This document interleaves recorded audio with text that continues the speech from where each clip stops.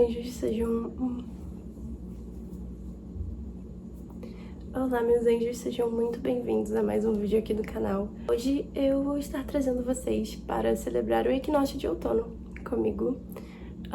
O equinócio de outono, também conhecido como Sabbat Meben, é uma das 8 celebrações que compõem a roda do ano, que é um calendário pagão de festividades anuais. No equinócio de outono, o Sabbat Meben, nós temos um momento de transição um tanto importante, porque é um momento em que a Mãe Natureza encontra um ponto de equilíbrio entre luz e sombra, ou seja, nós estamos passando por um ponto de equilíbrio entre dia e noite, no qual nós passamos a ter uma quantidade de horas um tanto mais estabilizadas até nós adentrarmos o inverno, que é quando a noite começa a tomar um pouquinho de força e nós passamos a ter menos quantidade de horas durante o dia. No vídeo de hoje eu vou mostrar para vocês como eu utilizei de correspondências de cores, comidas e simbologias do outono e do Sabbat Meben para poder celebrar mais um ciclo da nossa natureza. E ao final do vídeo eu estarei compartilhando também algumas das leituras que eu estou planejando fazer nessas primeiras semanas de outono, aí durante o mês de abril. E é isso, espero que vocês gostem. O rabo da minha gata. Espero que vocês gostem do vídeo e até mais tarde.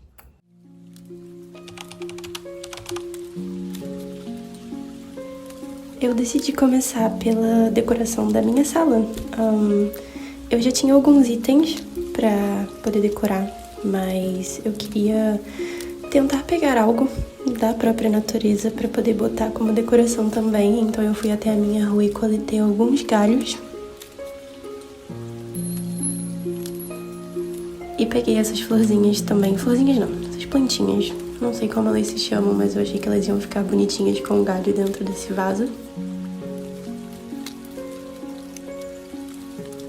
E fui decorar a minha prateleira embaixo da TV. Eu tinha essa abóbora de vidro em casa, ela é bem bonitinha, então eu aproveitei. Coletei umas pinhas também, enquanto eu pegava os galhos e as plantinhas, e coloquei uma pequena ametista junto.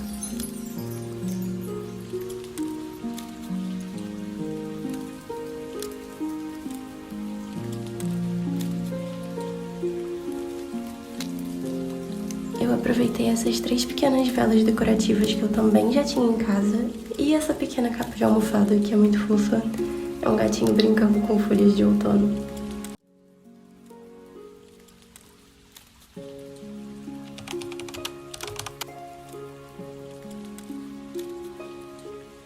O próximo passo foi fazer uma receita com uma das frutas correspondentes da celebração, que no caso é a maçã. A maçã é um grande símbolo do Sabbat Meben, então eu decidi fazer uma receita chamada Apple Crumble, que ela se equipara com uma tortinha de maçã. Basicamente é uma maçã cozida com farelos de massa de torta por cima. Como vocês podem ver na receita, eu utilizei 1 xícara de chá de açúcar nas maçãs e 1 na massa. Mas eu acredito que não houve necessidade de eu utilizar tanto açúcar assim.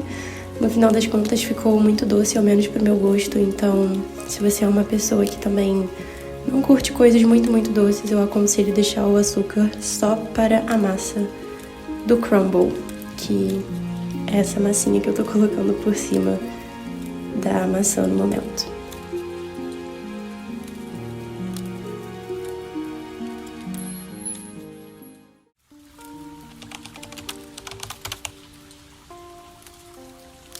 Enquanto o meu Apple Crumble estava no forno, eu fui até o meu altar para tentar criar um mini altar em uma jarra. Eu iniciei esse processo fazendo uma limpeza energética com incenso no potinho que eu ia usar. Em seguida, eu forrei o fundo com arroz. Muitas pessoas gostam de trabalhar com terra para o Sabbat Meben, mas eu só tinha barro perto de mim e eu não tinha nenhum grão que eu poderia usar, então eu decidi utilizar um cereal mesmo para poder forrar. Então eu forrei com arroz. Eu adicionei 1 pau de canela ao meu mini altar para atrair abundância para essa nova estação e para esse novo período. Em seguida, inseri também 2 pequenos pedaços de maçã desidratada, novamente, porque ela é um grande símbolo do Sabbat Meben. E uma pequena pinha também para purificação. Eu recolhi alguns dos meus cristais com cores correspondentes ao outono e acabei escolhendo essa coralina, que é um cristal da vitalidade, um cristal bem energizante. Implementei uma pequena velinha também, mas antes de colocá-la no jarro, eu vou consagrá-la. Normalmente as velinhas correspondentes ao Sabá de Mabon são velas de tons amarelos ou marrons, mas eu não tinha essas cores, então eu optei por utilizar uma velinha branca mesmo. E eu fui aos poucos inserindo alguns cravinhos para atrair prosperidade. E logo após eu coloquei um pouquinho de alecrim por cima para proteção.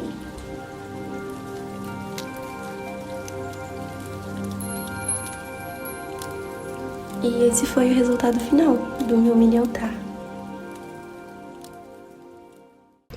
Agora que eu terminei de fazer o meu mini altar, eu vou colocar ele no meu altar de verdade. Eu não tenho muito espaço aqui em casa, então eu deixo todas as minhas coisas de espiritualidade, etc., nessa prateleirinha.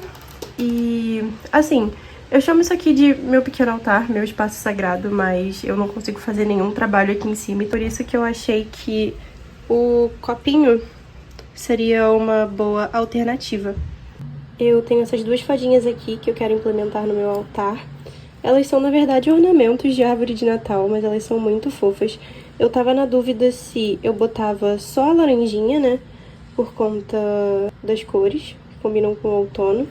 Eu acho que a verdinha, ela me lembra um pouquinho mais da primavera, mas ao mesmo tempo elas são tão fofas juntas, eu não quero deixar elas separadas. E aí a única outra coisa que eu tenho pra poder implementar só com a cor mesmo, correspondência, é esse mini porta-copos de crochê que eu vou botar ali em cima pra poder apoiar a jarrinha.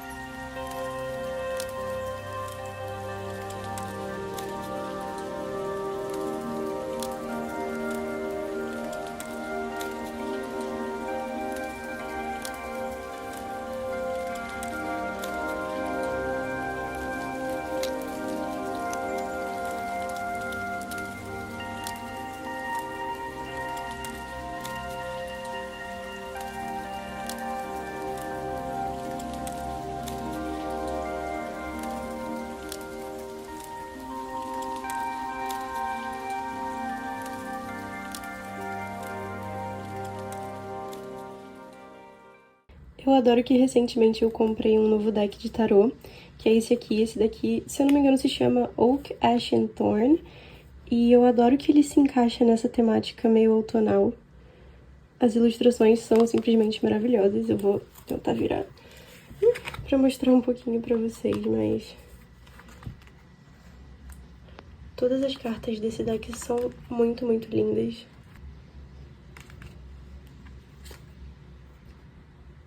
Eu resolvi comprar esse deck porque o Antique Anatomy tem umas ilustrações um tanto abstratas e eu sinto que eu tava com um pouquinho de dificuldade pra realizar as leituras. Enquanto iniciante, eu tava com dificuldade de aprender com aquele deck. Eu decidi procurar outro e eu sei que eu não fui no caminho recomendado, que é comprar um Rider-Waite-Smith original, mas eu fiquei muito apaixonada desse daqui.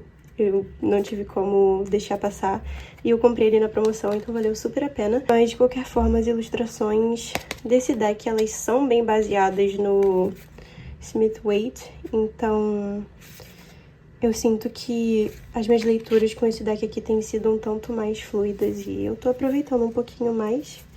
Mas, enfim, é um deck muito lindo e eu queria mostrar pra vocês.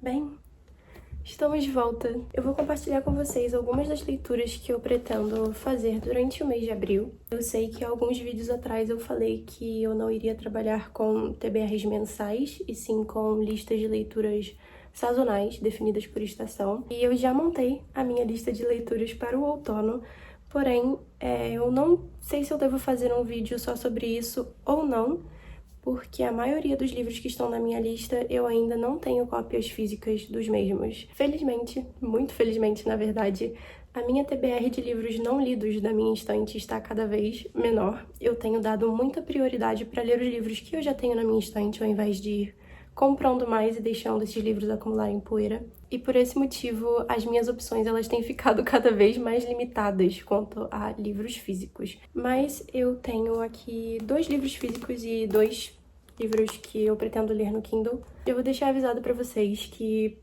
pra mim, não há nada mais a cara do outono do que livros de fantasia/mitologia, ou então livros góticos e dark academia. Então a minha lista majoritariamente está sendo composta com esses gêneros.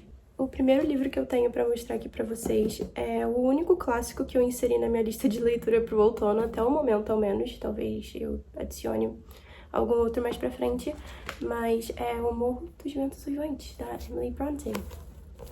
Eu adoro essa edição, eu acho ela a coisa mais linda do mundo. E eu sinto informar a vocês que essa daqui não é uma releitura. Vai ser a minha primeira vez lendo O Morro dos Ventos Uivantes. Até o momento eu não tive a oportunidade de lê-lo, mas, enfim, está encaminhado, tá? Não briguem comigo, eu vou ler. O próximo livro que eu tenho aqui é um que está na minha estante desde o final de 2022 e que eu, inclusive, fiz um unboxing dele em um vlog, tá? Aqui no canal, que é O Hobbit. Quem me segue na rede social de fotos talvez já tenha me visto postando esse livro, eu lendo esse livro, porque eu realmente iniciei a leitura dele no início do ano passado. Eu li até a página 44, até a página 50, e eu tava gostando bastante, mas infelizmente eu não consegui engatar. Acho que não era o momento certo para eu ler esse livro, então eu acabei deixando ele de lado. Mas como eu falei pra vocês, pra mim, outono e fantasia, enfim, eles estão assim, sabe? Estão assim. Acredito que fantasias, elas têm uma capacidade de trazer um pouco mais desse lado mágico e aconchegante do outono. Então eu acho que essa leitura vai se encaixar muito bem para essa estação. O terceiro livro que eu quero ler para o mês de abril está no meu pequeno Kindle, que inclusive eu decorei ontem de noite. É a Odisseia de Penélope, da Margaret Atwood. Esse vai ser o meu primeiro contato com a autora. Eu nunca li nada da Margaret Atwood. Eu estou muito ansiosa para ler esse livro, em primeiro lugar, simplesmente por eu estar finalmente conhecendo essa autora tão bem falada, mas também pelo fato de que essa daqui é tipo uma releitura sobre Penélope. E desde que eu li o livro Circe no ano passado, eu tenho estado muito interessada em me aprofundar em algumas leituras e releituras sobre a mitologia grega. Acredito que esse tem sido um interesse crescente para mim também, justamente por conta da minha prática e dos meus estudos de bruxaria. Caso você não saiba, muitas bruxas e bruxos cultuam deuses de mitologia grega, nórdica, celta, etc. Eu acredito que essas literaturas também possam aprofundar um pouquinho mais sobre o meu conhecimento quanto à prática com a mitologia grega. E o próximo livro da minha lista, eu não tenho certeza se eu vou conseguir ler ele durante o mês de abril, porque ele é um livro um pouquinho mais grosso, é uma leitura um pouquinho mais extensa, mas eu vou tentar o meu melhor para realizar essa leitura, que é A História Secreta, da Donna Tartt. Eu ainda não decidi se eu vou ler esse livro pelo Kindle ou se até eu terminar essas leituras que eu tenho em mãos no momento, eu vou comprar uma edição física dele.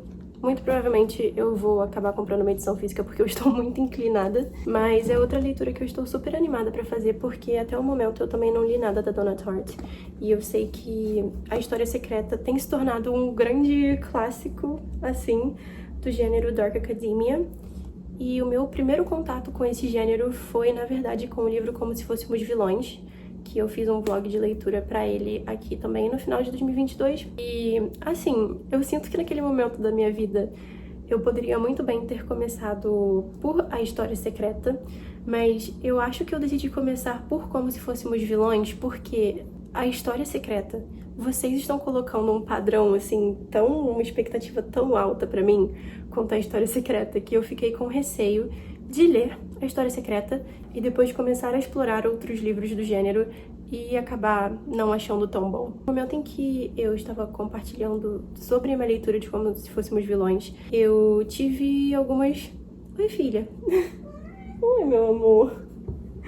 Eu tive algumas trocas com outros leitores que, enfim, já leram mais livros dentro desse gênero e eles disseram justamente isso que eu acabei de mencionar, que a experiência deles de Como Se Fôssemos Vilões acabou não sendo tão boa porque eles acharam A História Secreta muito mais completa em sua narrativa e em sua construção. Bem, é isso que temos pra hoje. Esses são os livrinhos que eu separei para ler durante o mês de abril. Irei trazendo updates para vocês, talvez eu faça alguns vlogs de leitura desses aqui. Mas por hoje é só.